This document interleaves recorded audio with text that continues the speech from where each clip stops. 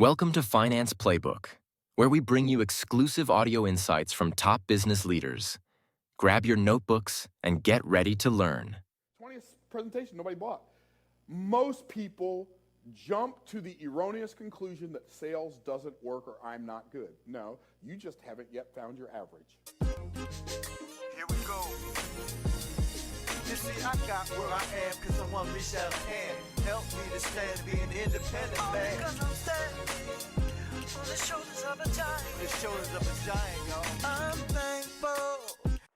All right, so I'm going to start with the biggest mistake people make when selling. The 5 biggest mistakes people make when they are selling. It's not in the book. So you can write it in your notebook, but this is not in the book. I had somebody ask me a question yesterday. So this is a person who was on the original, like the first episode of the American Idol show. He came in as runner-up, and he now is an entrepreneur who's a brilliant performer, a brilliant singer, all of that. But he asked me this question yesterday. He sent me a message on Instagram. He said, Myron, what are the 3 biggest mistakes people make when selling? And I couldn't just give him 3 because there are literally 5 mistakes that if you make these mistakes, it's like if you're not making money in sales, one of these is your problem if all of them are not. And the first one is thinking that selling is something you do to people instead of something you do for them. That's number 1. Thinking that selling is something you do to people instead of something you do for them is the number 1 selling mistake in the world. Selling is not something you do to people. Yes, I know you get paid. But if you are good, if you're what? Good. Everybody, if you're what? Good. If you are good, they receive more. Do you understand? I have a $155,000 coaching program. Oh, Myron, my goodness. Oh, $155,000. Oh my goodness. That's so much money. Is it? I have students who've been with me for less than a year, who never even had this thought enter their head before they met me. And they've generated over $1 million in revenue in their business in a day. If you gave me $155,000 and I gave you $1 million, would you take that deal? Now let me ask you a question. Who got the long end of that stick? You or me? Everybody say I did. That's my point. And you have to, because you're the business owner, you have to sit down and think. What's the word I just used? Think about solutions that change other people's lives so you can get paid 1/10 of their result and their life is changed forever. How many of y'all picked up what I just put down? Say yes. Okay, that was really weak. How many of y'all picked up what I just put down? Say yes. Yes. By the way, I already know this stuff. You do not learn by listening to me talk, right? That's just the genesis of your learning. In order for you to learn, you got to get involved in the game. If I say it, you might get it. You might not. But if you say it, you have to get it. We always hear ourselves. In fact, some of the things I'm going to say today, you're not going to hear me because you're going to be busy listening to yourself. So when I get you to say something to yourself, that means that thing is important, and you should say it. Who should say it? Everybody tap yourself on the chest, say, I should. Very good. Okay, so that's the first mistake. Thinking that selling is something you do to people, not realizing that it's something you do for them. Second biggest mistake. By the way, so when you're good and you sell something, the person you sold it to did not do you a favor. You did them one. Do you understand? Okay, you want to get your business to the place where if somebody writes you a check for $1 million, you want to get so good at selling where if somebody writes you a check for $1 million, it doesn't change your lifestyle or your life at all. Yeah, it changes how much money you have, but there comes a point where you make so much money, spending it is no longer an option. You have to now just figure out other stuff to do with it besides spend it, because otherwise you won't have anywhere to put all that stuff. How many of y'all picking up what I'm putting down? Wave at me. Say, hi, Myron. Hi, Myron. Okay, so the biggest mistake people make in selling is thinking that selling is something you do to people. And by the way, that's what the cultural hypnotic societal mechanism programs us to believe, that when somebody sells something to you, they're doing something to you. Has anybody in here ever been hungry? Right? Did you go and you went to a restaurant, maybe they sold you some food? Did you feel like they did something to you? Right? Has anybody in here ever been cold? Right? And then maybe a utility company sold you some gas or some electricity, right? So you could warm up your house, and you walk in your house and you feel warm. Did anybody feel like the utility company did something to them? No.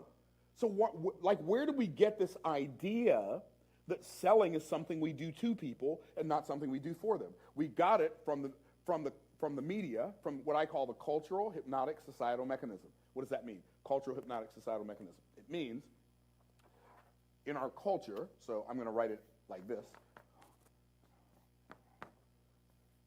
The 𝐋𝐢𝐯, the cultural hypnotic societal mechanism. In our culture, most people are walking around in a hypnotic trance.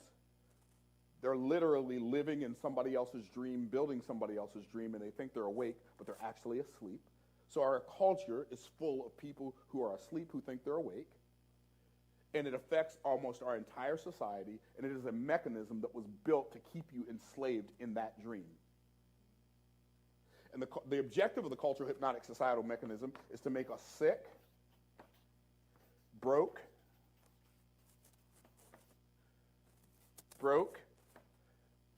misinformed,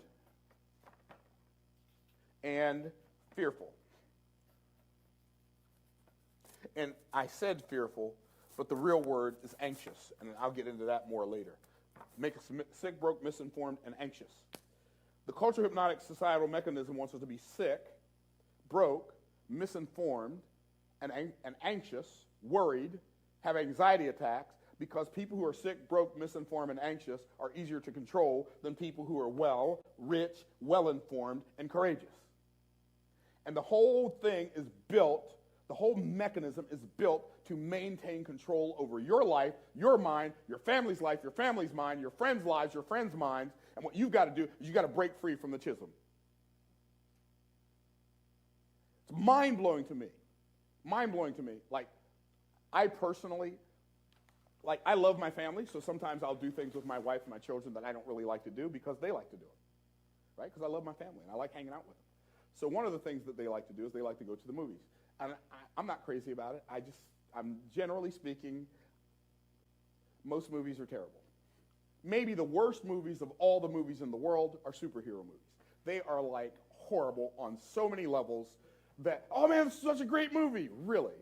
Most superhero movies are designed to make people feel some sort of dignity in being broke the rest of their lives. What? You ever think about the fact that most of the major superheroes, in their origin story, they were poor little orphans? You ever think about that? Superman, poor little orphan. Spider-Man, poor little orphan. And I know what you're thinking. I know what you're thinking. Yeah, but Batman was a rich orphan. Right? How many of y'all were thinking that? Come on now. Nobody was thinking, okay, right. Okay, somebody had to be, like, Batman was a rich orphan. That's right. But Batman doesn't have any superpowers. He just has cool stuff. He can't fly. He can't spin a web any size. Catches thieves just like flies. Look out. Here comes the Spider-Man. Right? Poor little orphans. But that's not the worst part. All of their arch enemies are multimillionaires or multi-billionaires. So one of the things you have to understand, first of all, you have to understand what's being done to you, and you have to understand better not only how the cultural hypnotic societal mechanism is communicating to you, but you got to understand better how to communicate to other people. When you watch a movie, it's not just called a movie because it has moving pictures. It's called a movie because it's designed to move you from where you are to exactly where they want you to be on the chessboard. Are y'all picking up what I'm putting down? And so Lex Luthor, the multimillionaire, is Superman's archenemy. They always assign a negative aspect to wealth, and they always assign some virtuous aspect to poverty. There's nothing virtuous about poverty. Poverty is sickness and devastation. Is that too strong? Okay. So, Spider-Man's archenemy, the Green Goblin, he's not a multimillionaire, he's a multi-billionaire who has a corporation that makes stuff that kills people. We've got to stop him. Do you understand? That is the theme of all the, most of, Most of the Mission Impossible movies, most of the movies people love, the theme is we got to stop these evil business people who start these evil corporations and kill people for profit. We must stop them. And we wonder why when our children grow up, nobody wants to be a business owner. Because all of the movies they've watched their whole life have programmed them that people who make money are evil on a subconscious level. When the movie makers are telling stories, they are telling two stories simultaneously. They are telling the overt story. That's the stuff where all the stuff is blowing up and people are getting shot and like all the really cool stuff happens in the scenes. That's the overt story. That's the story they're telling to your conscious mind. And the only reason that story exists is so they can sneak in the message to your subconscious mind. Their objective is to make you feel a certain way so that you will behave in that certain way you feel. And that's called the covert story. The covert story of the movie. Every time you watch a television show or a movie from now on, ask yourself, what are they making me feel? Then, when you answer that question, you will know the real objective of the movie. How many of y'all just had an aha? Right? And so what we've got to do is we've got to protect our mind space, right? And we must learn to feed the allies and starve the adversaries. Mentally, physically, financially, and in every aspect of our lives, we got to feed the adversaries and feed the allies and fight the adversaries. And most of us have been programmed our whole life to do the exact opposite.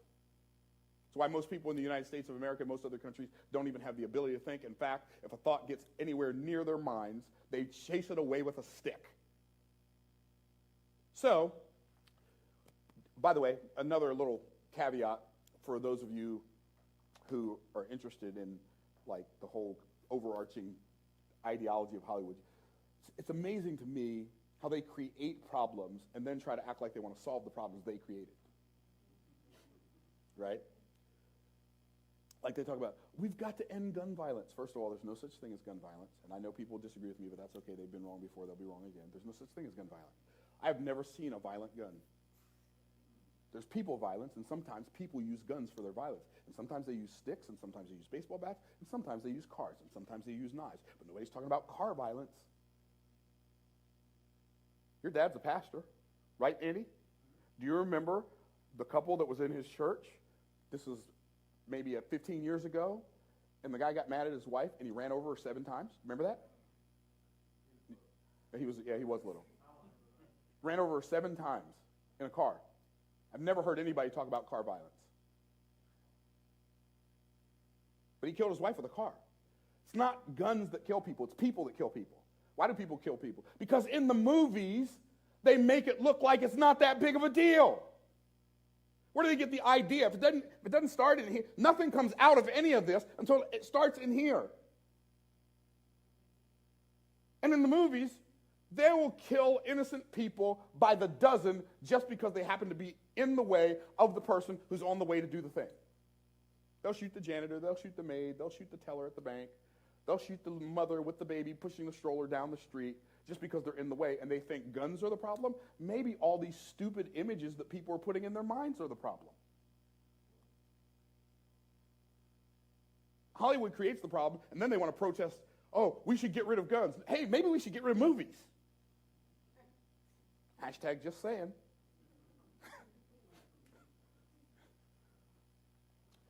Problem number 2.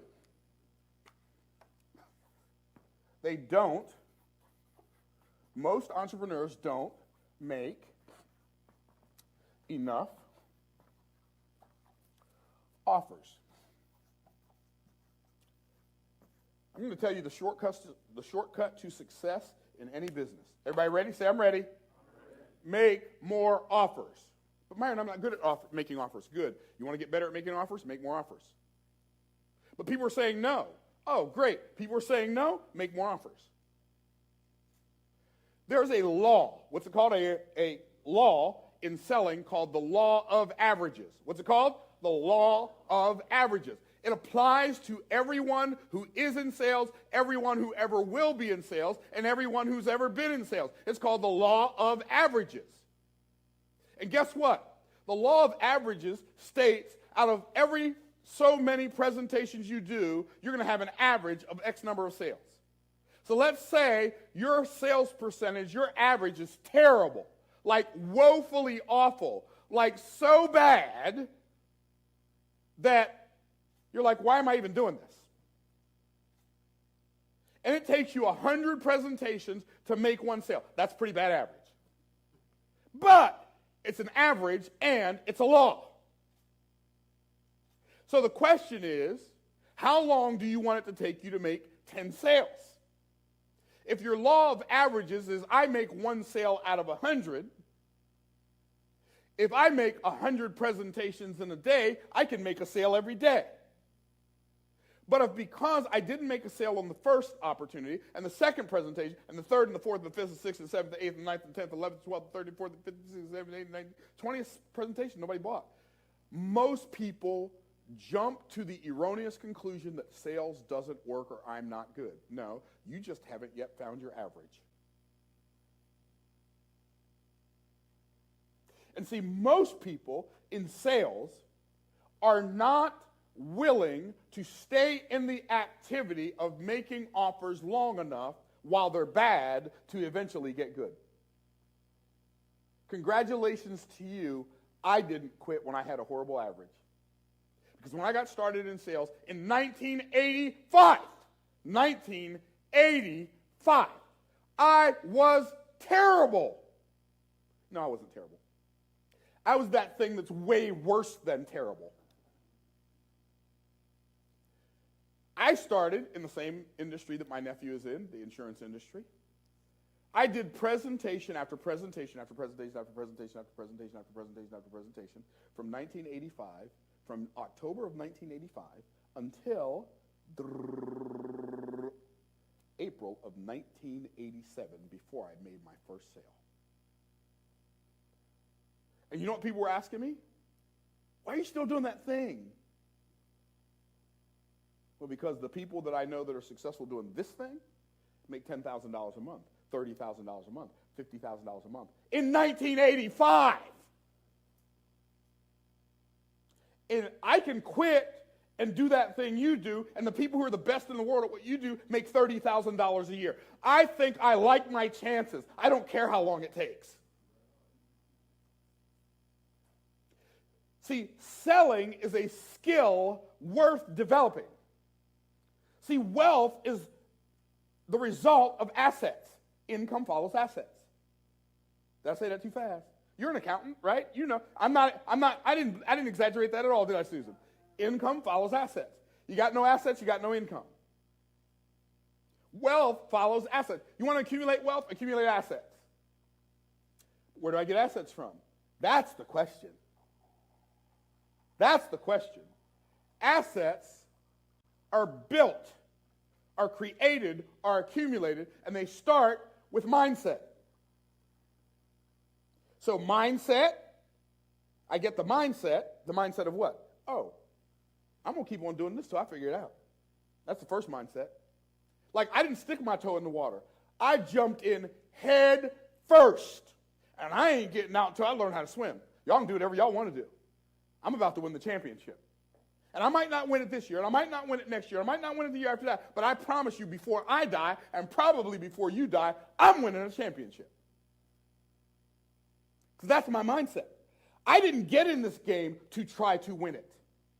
I didn't get in this game hoping I would figure it out.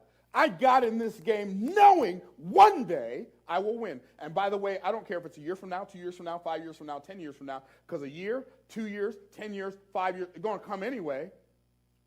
And when it comes, the answer is not whether or not it's going to come. The answer is when it comes, did I win or did I lose? And I already decided I'm winning. And I don't care what else happens. Other people figured it out, I'll figure it out. Mindset. And then what happens? The mindset is I'm going to stick with this, and I'm going to do it when it feels like it's not working. Notice what I said. I didn't say when it's not working. I said what? When it what? Feels like it's not working. Why did I say that? I'm going to let y'all in on one of the most amazing principles I've ever discovered in my career in selling. Would y'all like to know what that is? Everybody say yes, yes, yes. Okay. All work works. There's no such thing as work that doesn't work. It's impossible for me to work on something that doesn't work. Wait, let me say that again because I said it kind of fast. It is impossible for me to work on something that doesn't work. What does that mean? Well, work is a two-sided coin. How many sides? How many sides? Work is a two-sided coin. If I flip the coin of work and it lands on tails, it's working on me. If it lands on heads, it's working for me. And when I flipped that coin for the first year and a half, it landed on tails. Tails, tails, tails, tails, tails. Heads you win, tails you lose. Heads you win, tails you lose. Lose, lose, lose, lose, lose. At least that's what other people thought. But see, they didn't understand. I didn't get in the business to land on heads. I got in the business to learn how to flip the coin. And I'm going to keep on flipping that coin until I figure out how to make it land on heads 7 out of 10 times. How many of y'all picking up what I'm putting down? Wow, I just got chills. I never said that before. That was so good. I never said that before. Like, that was really juicy. Let's go. Keep on flipping the coin. I got in the business to learn how to flip the coin. And now I'm so good at flipping the coin, I sometimes make millions of dollars an hour. And I know that sounds insane. It sounds insane when I say it. But it's so cool to know it's true. Yeah. What? Baby. Baby. There are professional athletes who don't make as much money as me in their best year. There are professional athletes who don't make as much in their best years I make in my in one of my not-so-best months. Why? Because I learned how to flip the coin. And I didn't stop flipping when my thumb got tired. I didn't stop flipping just because it kept landing on tails. And I started to wonder, is there a heads on this coin? Oh, there's a heads, but I got to find it. All work works. There's the work it does on me, and there's the work it does for me. And I'm going to, unlike most people who when it doesn't work for them, they think it's not working, I let it keep on working on me until it eventually worked for me. And that's what I'm here to challenge you to do. Make more offers. Because every time you make an offer, you get better at making offers. And guess what? The question is, how long do you want it to take you to get good? Because you can take 100 years to do 100 offers and find one, or you can get put in 100 offers today and find your average. And it might not take you 100. I don't know how many it took me, but here's what I know it took. It took a lot, but I didn't quit. I lasted through the learning curve. The reason people don't make enough offers, one, they think selling is something you do to people and it makes them feel yucky. By the way, do you know why people feel yucky when they're making offers? Because they're a terrible buyer. And they assume that other people are as terrible as buyers as they are, and so they don't want to make anybody feel like, they don't want people to feel about them like they feel about other people when they make offers to them. That's why I love salespeople. I love to see a good presentation whether I buy or not. I don't get offended when people try to sell me stuff. In fact, when somebody's working on selling something to me, I lean in. You know why? Because I know something good's about to happen. Either I'm going to see a great presentation, and I'm going to see something I desire to buy, or I'm going to see the worst presentation I've ever seen, or one of the worst presentations I've ever seen, and I'm going to learn what not to do. So I love it when somebody tries to sell something to me. Yes, sell me something, please. While I walk in the store, somebody says, "Can I help you?" I don't say, "No, I'm just looking." Right? Instead of saying that, I say, "You know what? As a matter of fact, you can. As a matter of fact, you can help me. I am looking for XYZ." And I let them know in all of my energy, I am one of the best buyers who will ever walk in your energy orbit. Treat me good. You are going to have a great day, baby. Why? Because every thought is a seed. Every word is a seed. Every deed is a seed that I'm sowing into the garden of my future. And if I sow good seeds today, I'll reap a good harvest tomorrow. And if I think good thoughts about the salespeople who are selling me stuff, the people I sell stuff to are going to think good thoughts about me. This is so cool. Are y'all seeing it? Are you seeing how this all works and it starts in here? So I have the right mindset. That gives me the ability to develop the right skill set. Why? Because I keep doing it. And eventually I get good at it. So mindset, skill set, and then the things you offer to people, tool set. Mindset, skill set, tool set, asset. Mindset plus skill set plus tool set equals asset. Mindset plus skill set plus tool set equals assets. And then here come the money. Mindset plus skill set plus tool set equals assets. And then what? Here comes the money. And the only reason the money exists, the purpose, the real reason the money exists, is to give you the opportunity to develop the mindset, develop the skill set, find the tool set, so you can produce the assets. The assets are here as an incentive for you to become a better version of yourself. That's the real payoff. Whew. So, they don't make enough offers. That's one of the problems. The next one is trying to find people to sell their stuff to is the third one. So let's write that on there. This is the third biggest mistake people make in selling. Trying to find buyers. I don't ever do that. Guess what? I didn't call Mike and say, Mike, can I speak at Monetizing Traffic Live? I didn't call Russell Brunson and say, hey, Russell, can I speak at Funnel Hacking Live? I don't have to ask people.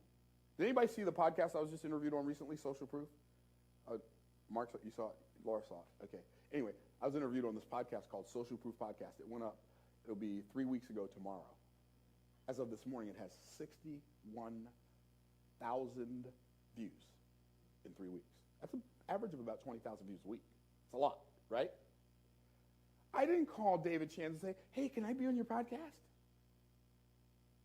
Did you see what just happened? I didn't say that.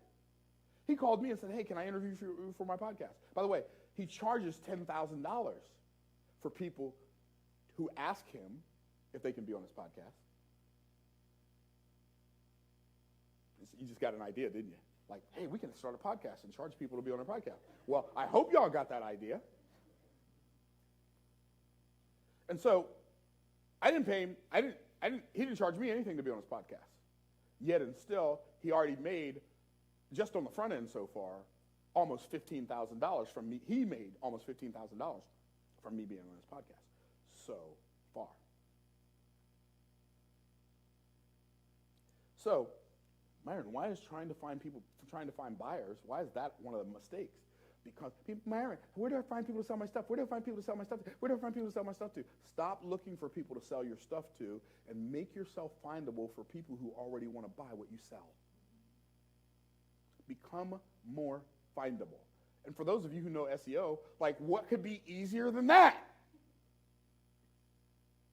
Make yourself findable. Wow. I can't believe I never thought of that before.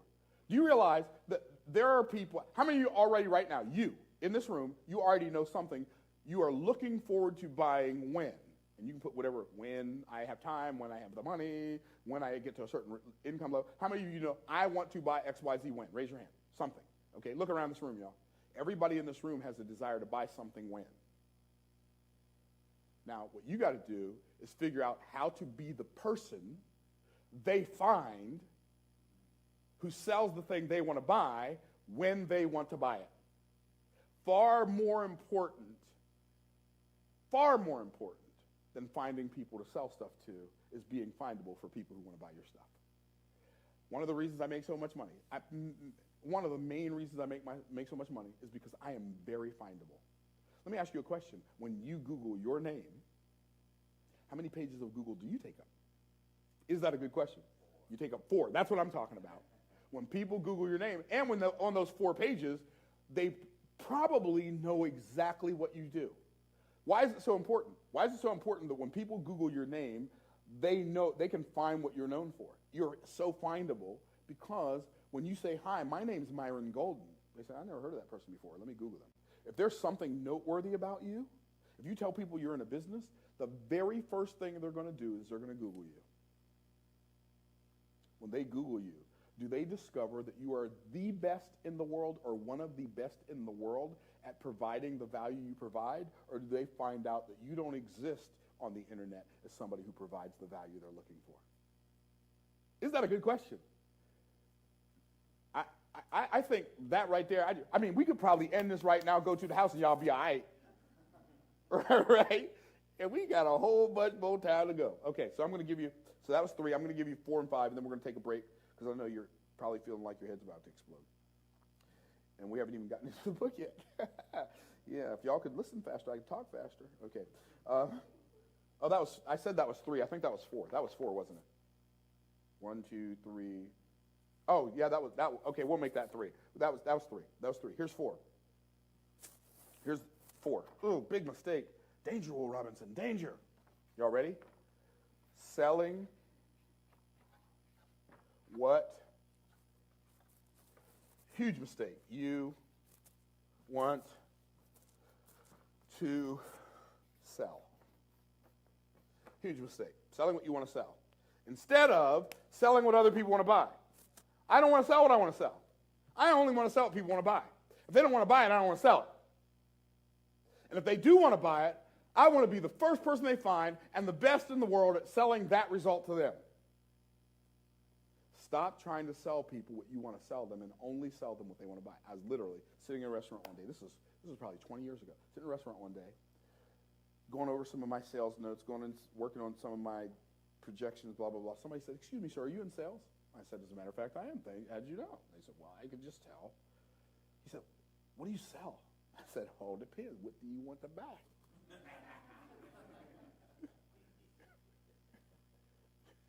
That literally happened. Why would I want to sell anything else? I got a buyer asking me what I sell.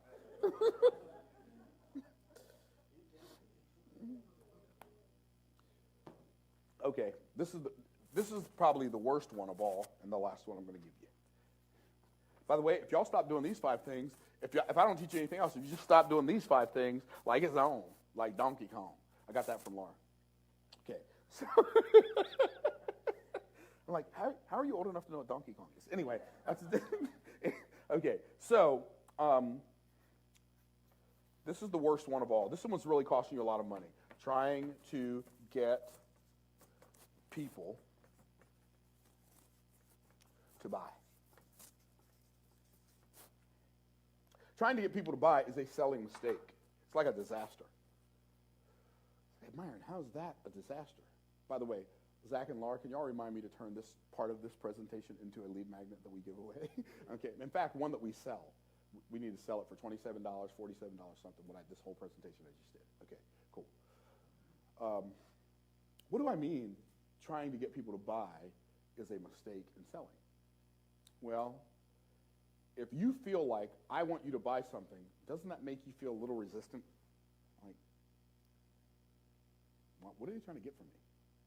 So trying to get people to buy is actually one of the reasons people don't buy. So what you got to do, instead of trying to get people to buy, you have to figure out how to create an environment that makes people feel like buying. Stop trying to get people to buy and instead create an environment that makes people feel like buying. Notice I didn't say makes people want to buy. Makes people feel like buying. Everybody say feel. Feel. Create an environment that makes people feel like buying. And that's what I do. I create an environment that makes people feel like buying. When you create an environment that makes people feel like buying, there's one thing you can do to add nitrous oxide. That's the word, nitrous oxide to the mix, and now you can go way faster. Y'all want to know what that is? Create an environment that makes people feel like buying from you at any price. When you create an environment that makes people feel like buying from you at any price, then there's nothing you can't do, there's nothing you can't own, there's no place you can't go, there's nothing you can't afford. It changes everything.